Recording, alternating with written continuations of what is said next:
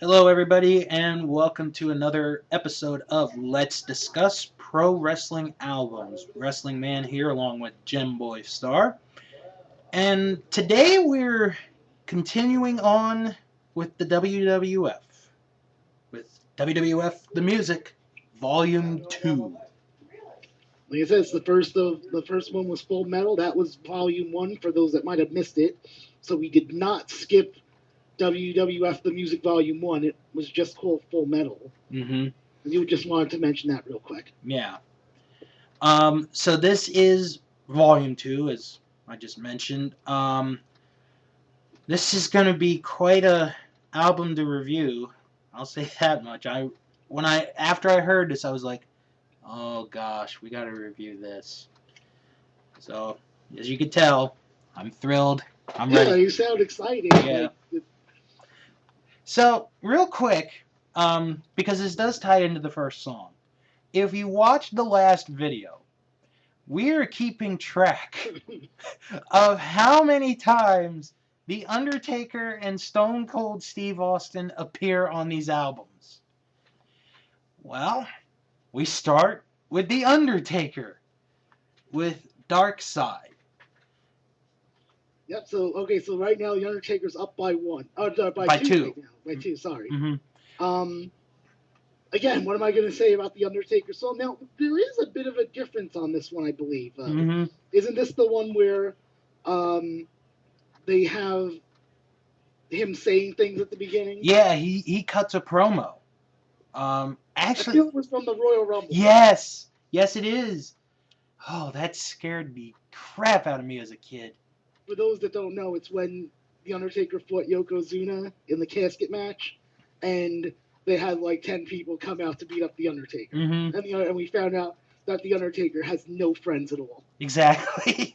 and then they cut to the Undertaker as he's lying dead in the casket, and then like he wakes up, scares the crap out of me, and then cuts this promo, which actually is a good promo. I don't think about it, as one of the all-time best, but it is a good promo, and it's just like, the soon rebirth of the Undertaker scared the crap out of me as a kid. Did you hide under the bed? That night, Maybe. yeah, actually I slept. I think I hid under the covers because I slept on a bunk bed. I had the upper bunk. Oh, okay. But no, this is it's a little bit different, but it's a good song. It's a good opening. I enjoyed it. Yeah, I mean, it's like I said, it's the Undertaker song. The promo that he cuts is the one from the Royal Rumble, so that brings me back to then. Yeah, it's a good song. Mm-hmm. And after that, Stone Cold Steve Austin, so we can add him up to the board. There we go. He makes the board, and this is one of the songs I believe that he said something at the beginning as well. He does. It's called Hell Frozen Over.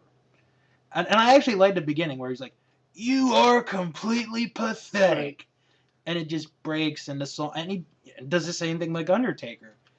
And I have no problems with this. So they're off to a good start with two good songs. Mm. Austin at this time, he's like he's about to become the big star. He's upper card at this point. Yeah. And this is just a good song. This captures Austin's attitude, basically. Mm. So now we go to Ahmed Johnson with Pearl River Rip. I don't know how I feel about this one. I mean, this I think I'm going to put in the middle, to be honest with you. Mm-hmm. Again, I was a fan of Ahmed Johnson back in the day. I don't know if you look at him now, it looks like he may have, been on, the steroids and stuff. I can't say if he was or wasn't. To be fair, I think people could say that for a lot of people. Yeah. But if he hadn't had those issues with his kidneys, I think he could have been a big star. I really do. I'm still I'm still amazed that he wasn't bigger than he was, because I remember them seeming to, like, me and the company, really trying to push this man Mm-hmm. upon the audience. But this song's all right.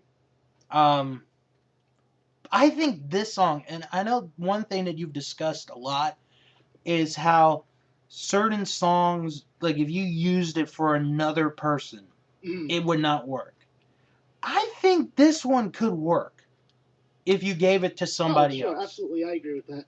This is a what's the word I'm looking for here? Like you said, yeah. I think this is one of those ones. If you gave it to, let's say, Rocky Maivia, Mm-hmm. I think things would be fine, and no one would. Well, obviously, people would know, but I don't think people would, like, and be like, "Oh my god," and Yeah. stuff like that. All right. So now we go to Wildcat, which is Mark Marrow and Sable. Which then eventually, I believe, just became Sable. Yeah. And it's still surprising because it's like Mark Marrow, and this is what we discussed recently. Mark Marrow, he's a good wrestler. He had the look, and it ends up that his wife ends up becoming the biggest star of the two and becomes one of the biggest stars of that era. Mm. Um, this one, I'd put in the middle. Yeah, I might put this one in the middle too. I don't really have much else to say about it. Yeah. Just that it will become Sable's later Mm-hmm. by herself. All right, so now we go to Bret Hart.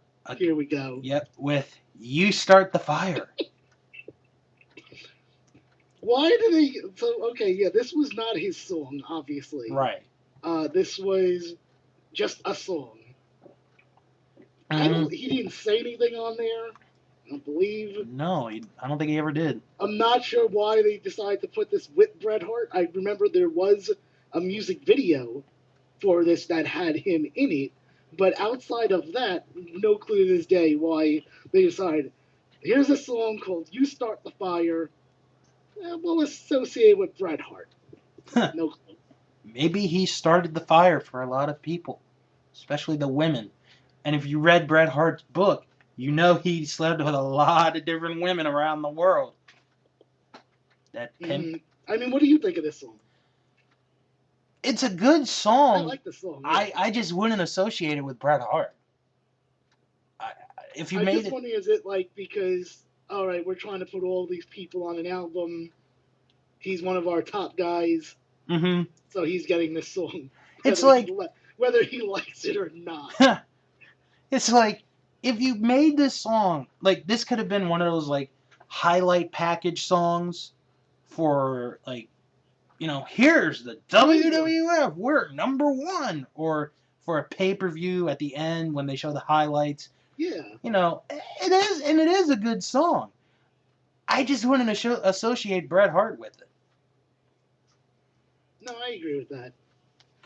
All right, so now we go to Vader with Mastodon. This one's a bit of a disappointment now that I think about it. Because you have Vader at the beginning, and then it's just bump, bump, bump, bump, bump, bump, bump, bump, Can you do that again? Bump, bump, bump, bump, bump, bump, bump, bump. Spot on impression of the Vader song right there. That's all we need, really. It's true. And I think I would agree with you with what you're saying. Like, yeah, it's a bit of a disappointment. It's got, it's time, it's Vader time. And this guy is another guy who I still say, and I don't care who else agrees or disagrees, I still say that man should have won that belt at SummerSlam against Shawn Michaels. To this day, I believe that. And you know what? His best theme song was WCW's. Mm-hmm. I loved that one. Still do. Slam Jam 2 came out. See? They could have put that one on there. No, and then they have to talk about him, too. Mm-hmm. He wears the mask. Yep. And I don't know. Remember, because the Slam Jam was all about telling too much information. Here comes Sting. He came out of the hotel room. Yeah, like you said, I think one of them you said the Barry Windham song was didn't you say it mentioned about the Yeah, his him winning the father. belt specifically for Yeah, and AFL? like his father was a fighter, his brother was too. Oh. Why are we talking about Slam Jam on this album? You're the one I that brought it up. feel like that is a precedent on what my overall thoughts on this particular album is going to be. Oh. Well, the next one is Mankind with Ode to Freud. And this, and you know what? As a, I remember when I listened to it years ago, how different it was. Because, it started out with, the beginning and that little haunting music. Mm. And then at the end, it does the piano when he wins. Yeah, he had an exit theme. Yeah, which is brilliant. But here, they have the beginning, he cuts a promo, and then they have the end. Mm. And it's actually good. I was a fan of the theme entrance and exit, especially the exit. I thought that fit the character perfectly. Mm. Um, so yeah, I'd put this as one of my favorite songs. I would say, I mean, I definitely agree that it definitely fit the character. I'm not going to say like, oh, I'd probably sit there and if I was making a party playlist, it had this song to it. Yeah. But it did fit the character, just like how a lot of these different songs. Maybe it's not a song that you would put on that party playlist, but you at least have to acknowledge it did fit that character at the time. Mm-hmm. Well, this next song I would definitely add to any party mix. Dude Love with Dude Love. Love this song. Love the song. It is cheesy, yes, but it's great for the character. I love it. I really do. You sound like you're all about this song. This is one of my favorites. All right. For me, I like the song. I don't think I like it as much as you, but again, it fits the character, and for that time, Dude Love, and yeah, I like the song. I definitely do. Yeah, and yeah, the character may have sucked, but the song was great. And you know what? I'll tell you guys a quick story because there actually is like the Titantron for Dude Love. Mm. A lot of people, put the video and the song together. Yeah. Well, when the whole Rickroll thing was going on, somebody made a version of Rickroll with the Dude Love video. Mm. So I get one of my friends or online buddies from England. Oh, I did this like 3 or 4 times, and every time it worked great. And I'd like hype him up with like some, weird, like one time I was like, yo, did you hear William Regal and John Cena got into a fight in the locker room at a show, and they have a video clip of it. So, I had to hide it, somehow. So he'd click on the link, and the video would pop up in the song, and he'd be like, "Damn you, Bill! Damn you!" Look at you. Oh, I was in trouble. But it was all in good fun, But that's still, that was so fun. See, Dude Love can be used in the right way. No, absolutely. Like I said, I definitely agree that it definitely fits the character, of that time, Dude Love. And that's the name of the song, by the way, right? Dude Love is the name of the actual song. Well, they do say his name a lot. So that's true. That, unlike the last album where every song or every other song was just their name, this one gets a pass. This gets a pass for me. Okay. All right, now the next one, I got a little bit of a problem. Not with the song, well, I guess with the song, but I'll explain in a minute. Farouk with We Are the Nation. Okay, so what's your issue with it first? Let's get to that. Okay. Let's get to the root of your problems. Well, it started when I was 3 years old. No. All right. First off, at the time, they had the rappers with them. PG-13. Yeah. Why aren't they on this song? I mean, the song's good, but it would have been better with PG-13 on it. I think the exact same thing. I would have rather have them come on there. I'm trying to remember some of the lyrics because I really enjoyed. But I think it was probably because maybe they had let go PG-13 because I don't remember them being around a lot. Yeah. Especially when they were like live on TV, those were the best. And it Yeah. wasn't like any of the, like, oh, I'll write a new rap every week and see if I could get the audience to go, ooh, you hear about, Yeah. I remember one of the lyrics is Clarence Mason is the bomb. That's one of the lyrics. He tells the truth, the whole truth. It never tells a lie. Okay. And the second problem that I have with this song, this should be more for the Nation of Domination, not Farouk. I understand, hey, Farouk's the leader of the group. But this really fits the group more than the individual, I think. I would agree with that as well. But it's still a good song, but it would have been a much better song with the rapping in it. Yeah, with PG-13 and like you said, the credit here is kind of odd just giving it to Farouk. You're right. It should be Nation of Domination, which at that point I believe was it Farouk, Crush, and Savio Vega. And then they broke off, and we had a tri-racial wars with the Nation, the DOA, and Los Boricuas. Oh, there's a song that I wish would have made an album. Los Boricuas. Actually, I think it does make a future album. I think. Don't hold me to it. All right, well, we'll find out eventually. But I was for Los Boricuas because of the song. Oh, absolutely. I love that song, the Los Boricuas song. I don't speak a lick of Spanish, but who cares? I couldn't even tell you what the Disciples of Apocalypse song is. Nah. I couldn't even tell you. All right. Next up, Rocky Maivia with Destiny. Ugh. Not a fan of this song. Not a fan of this song. And you know what? Like, because, if you do follow the whole story of The Rock, he even admits, how the people didn't like his character, the people didn't like the song. And this is a perfect example. The song is just terrible. I'm not saying it's the worst. I'm going to tell you what that is a little later. It's not even so bad that it's funny. Exactly. Especially with the, I don't remember what, instrument it is. It sounds like they're playing the bones for xylophones. It's like, Right. Yeah, I don't have much else to say about this either. Like I said, I agree with you wholeheartedly with this one. This is not a great song. Very, very forgettable. And that's pretty much all I have to say about it. There we go. All right, now we go to Psycho Sid. He's back. Yes, he's trying back. to compete with Undertaker and Austin in an early Yes.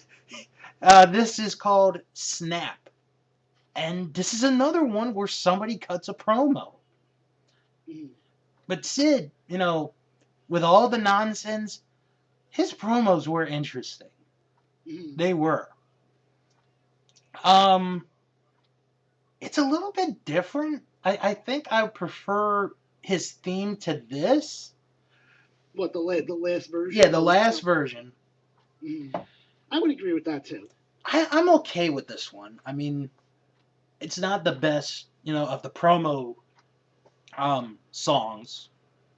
I think Undertaker and Austin's were the best. Oh, definitely, yeah. But I don't know. I don't think I'm okay with the promo on here either. Yeah. Now, this next one is near and dear to Jim Boy Star's heart because this features one of the all-time greats, a surefire WWE Hall of Famer in the near future. Everyone's a WWE Hall of Famer in the future as long as they don't kill someone or do something heinous like I don't know. Yeah, I'm still waiting to get the call. Everyone's going to be in the WWE Hall of Fame, folks. It's just a matter of if you're still alive to see them go in. It could be 100 years from now if they're still around. But everyone's getting in. It's Ken. I'm going to say first TNA champion or first. Oh yeah, he wasn't a WWE champion. That's right, I completely forgot. UFC champion, Intercontinental champ, tag champ, and had a hot-looking sister in the storylines. Ken Shamrock with Dangerous. One of my least favorite wrestlers during the time. That being said, the song's okay. Yeah, I mean, I know you're not a Ken Shamrock fan like I am, but I think the song fits the character. Again, this is another one where I think the song fits the character. But, yeah, and we talk about this longer than The Rock. How great is that?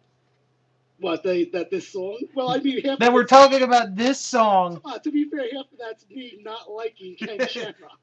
I don't have anything against The Rock, at least not right now, I guess. Right. Like I said on previous episode, my opinions on people change very, very frequently in the wrestling world. They do. They really do. So now we I'm go. sure though Ken won't make it to that other side though. Yeah. Unless he saves somebody. Hey, Well, he no. What he'd have to do, I think, to make it on my good side, is I don't know, somehow do something to someone I don't like right now. hey, I'm he's not saying specific. I'm not saying specific things. I'm just saying someone who I don't like. Because that's how you do it. That's how you move from sides. You do something that I don't like to someone else, hey, or you help someone that I already like. hey, he saved Stephanie McMahon in the boiler room from the Undertaker. That should be a plus. That was it. I didn't. From the boiler room. Yeah. I thought you were trying to do the unholy wedding because I know he tried Yeah, saving her. he tried. But anyway, next Let's one. get to this great song next. Go ahead. Oh yeah, this is a mess. All right. Flash Funk with Can't Get Enough. This is a mess. When you say it's a mess, what do you mean by that? You know, the character I don't think fits the guy. The song is just, weird to me. Not a big fan of this song. And it's because you don't like the actual song as well as the character? I guess. Well, I like the beginning. Yeah. Can you tell the people what happens at the beginning of the song? There's like this one woman screaming, "Oh, Flash, you are so funky!" And then the song kicks in. Yeah. I think that's probably the best part of the song, to be honest with you. I mean, I'm not down on Flash Funk, the character. I know most people probably are. But that's only because I like weird out of nowhere characters like that. Yeah. Like, I'll take a Flash Funk over just a generic name like John Smith. Right. Although John Smith does have a lot of phones, if you've noticed. does have a lot of phones. All right, this next one, I think, perfectly describes the person. Sonny with "I Know You Want Me." I would agree with that. Again, it's something that you, like you said, describes the person that it represents, and it's a bit of a catchy song. Mm-hmm. It would be funny, like, if you update it, it'd be like, "I want you in my bed. I'll make it hot." You're making what? I'm bad at, improvising songs off the top of my head. Clearly, I feel like you said you're making Cobb. Like, what is Cobb? I don't know. That's why I was going to ask you. What the hell is Cobb? I have no idea. But no. On the Cobb? But no, this song does fit the person perfectly. Mm. And then the final song. This is my least favorite song on the album. And I'll tell you why. Okay. Shawn Michaels with "Sexy Boy." Not that I don't have a problem with, like Shawn Michaels' version. It's sung by another guy and it's terrible. Mm. It's as bad as the Big Boss Man song. And that was garbage. I'm not a fan either. Not much else to say because it's the same song always with a different artist. It's not like they changed the words around. Mm-hmm. It's almost like if you had an uncle or an aunt that watches wrestling with you. Okay. And one night you go out to the bar and they get hammered and they want to sing karaoke and they want to sing the Shawn Michaels theme song. That's what it would sound like. I feel like I'd be amused by that if that were to happen in real life. Well, this guy should have gotten drunk. But so you would want to say like "sexy boy" and then in parentheses the karaoke version. yes. Or actually, you know what? Actually, what would have been a better version is those two kids that rode the bus with me many years ago that sang this song in front of all of us. Go back to the last. Come on, if you legit heard that, you would probably crap your pants saying, "Oh my God, it's them." I'd be like, I knew you two would make it. I just knew it. You knew it. You knew they had the potential. They had the look of a star. Yes. Nice. Oh. So, I mean, overall, what are your thoughts on this? It had two good opening tracks, which I liked, Undertaker and Steve Austin. And then it seems like somewhere in the middle, it just started to go down. I mean, Rocky Maivia, Flash Funk, Shawn Michaels. It just went down. I mean, I would say Full Metal's the better album than this. What's your favorite song and your least favorite song? Okay, well, obviously I said my least favorite, Sexy Boy. Right, yeah. My favorite, I'd have to go Dude Love. Okay. I definitely agree that this. I mean, I think I can tell when I listen back to this. I think I was not only excited just a very few times compared to the previous album that we did, the Full Metal. I would have to say probably my least favorite. I don't know. I'm probably going to say Rocky Maivia on this one. Yeah, because we talked about it for like 10 seconds. Yeah, and then my favorite, I'm probably going to go with Austin, because I've always liked that song on this album. And then either that or it's probably You Start the Fire. Mm-hmm. That is a good song, but should not be but should not be associated with Bret Hart. It should be just like WWF pay-per-view theme song. Whatever pay-per-view they were in your house. Beware of Dog theme song. I don't know. But you know what? It could have been for like the time they had the Inferno match on pay-per-view. Oh, okay. I believe that was in Your House as well. Yeah, so they could. I guess the In Your House is where they had all those unique names. I think only the first one didn't have one of those. I think the first couple did. No, I feel like the second and the third one might have had. Yeah. I just don't know what it would be. Right. I don't remember it. Well, the next time that we come on, Jim and I, we're going to be extreme. Because we're now going to ECW on the next one. Will we be extremely happy or extremely disappointed? Exactly. That remains to be heard, seen, whatever you guys want to say. But actually, you know what? Real quick before we end this, of all the albums that I haven't heard, this is the one I'm the most interested in. Okay. Because it is ECW, and there's just a lot of history to this, to the company, and the music really doesn't get talked a lot. And of course, WWE will never pay the the royalties to Enter Sandman or Man in the Box or Pantera. So this is sort of, I think, a good way to remember some of those songs if they're on this album. But this is the one of the ones that I've never listened to. This is the one I'm looking forward to the most. Okay. Yeah, no, I'm definitely looking forward. It's going to be a nice change of pace. That's why I like that we're doing this particular topic, because we just did Volume 2 for WWF/WWE. Now we get to switch to a different company. And then we're going to go back to the volumes and then probably switch off to another company. Yeah.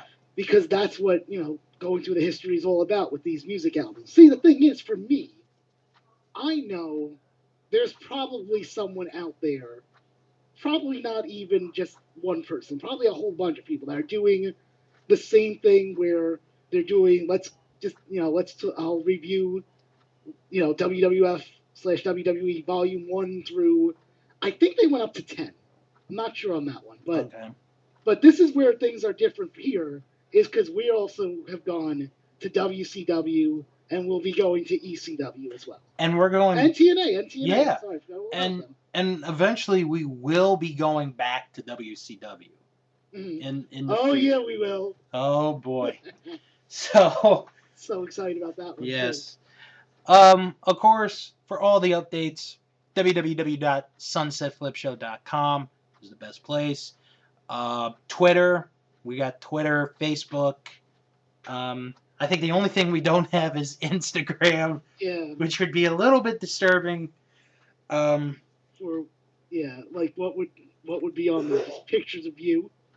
Hey, I don't know, that may attract the ladies. That sounds like a good idea to you, doesn't it? We should have a contest. Who is Sunset Flip Show's most eligible bachelor? Not me. I can tell you that. Right. Like, we could just gather up like a bunch of the staff and be like, all right, who would you date? It could be like the dating game. That'd be pretty fun, actually. I mean, so like we would just ask you questions on, I don't know, like what's your favorite food and where would you take someone out for a date? Oh gosh. I'll tell you right now, I won't take anyone out for a food date because I am a picky eater. Oh, see? New fact learned from Jim Boy Star today. Very picky eater. Very picky. All right. But yeah, we got ECW coming up, and so very excited about that. Me too. We'll talk to you guys soon. Bye-bye.